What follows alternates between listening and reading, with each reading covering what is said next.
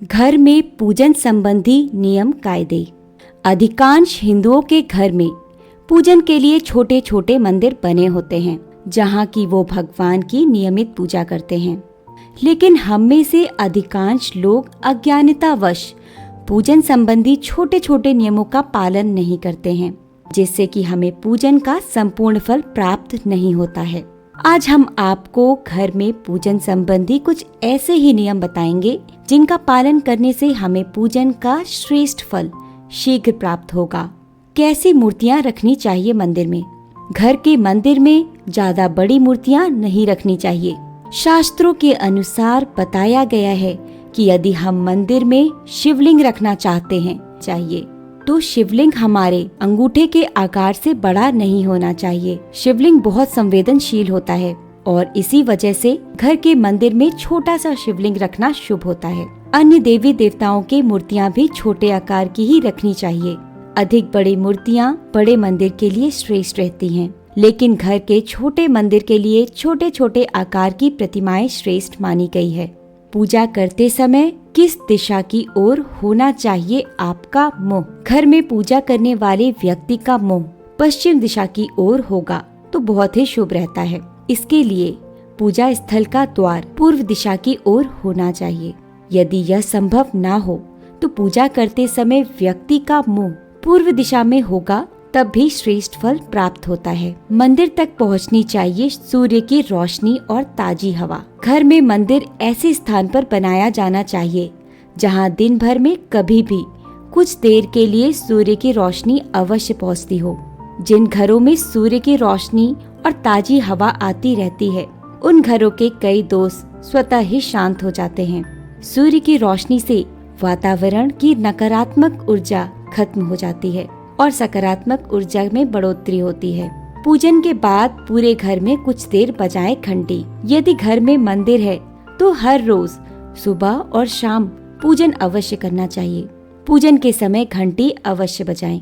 साथ ही एक बार पूरे घर में घूमकर भी घंटी बजानी चाहिए। ऐसा करने से घंटी की आवाज से नकारात्मकता नष्ट होती है और सकारात्मकता बढ़ती है। पूजन सामग्री से जुड़े कुछ खास बातें। पूजा में बासी फूल पत्ते अर्पित नहीं करना चाहिए। स्वच्छ और ताजे जल का ही उपयोग करें।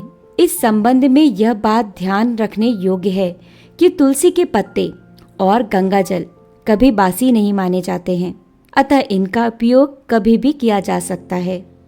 शेष सामग्री ताजी ही उपयोग करनी चाहिए। यदि कोई फूल सूंघा हुआ है या खराब है तो वह भगवान को अर्पित ना करें। पूजन कक्ष में नहीं ले जाना चाहिए ये चीजें। घर में जिस स्थान पर मंदिर है वहाँ चमड़े से बनी चीजें, जूते चप्पल नहीं ले जाना चाहिए।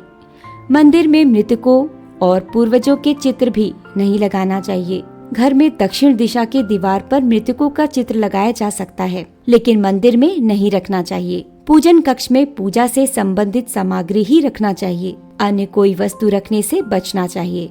पूजन कक्ष के आसपास शौचालय नहीं होना चाहिए। घर के मंदिर के आसपास शौचालय होना भी अशुभ रहता है, अतः ऐसे स्थान पर पूजन कक्ष बनाएं जहां आसपास शौचालय ना हो।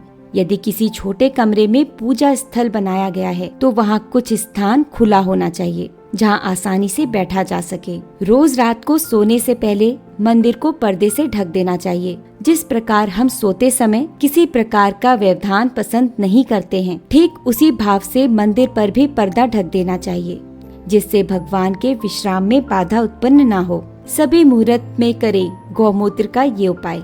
वर्ष भर में जब भी श्रेष्ठ मुहूर्त आते हैं तब पूरे घर में गौमूत्र का छिड़काव करना चाहिए।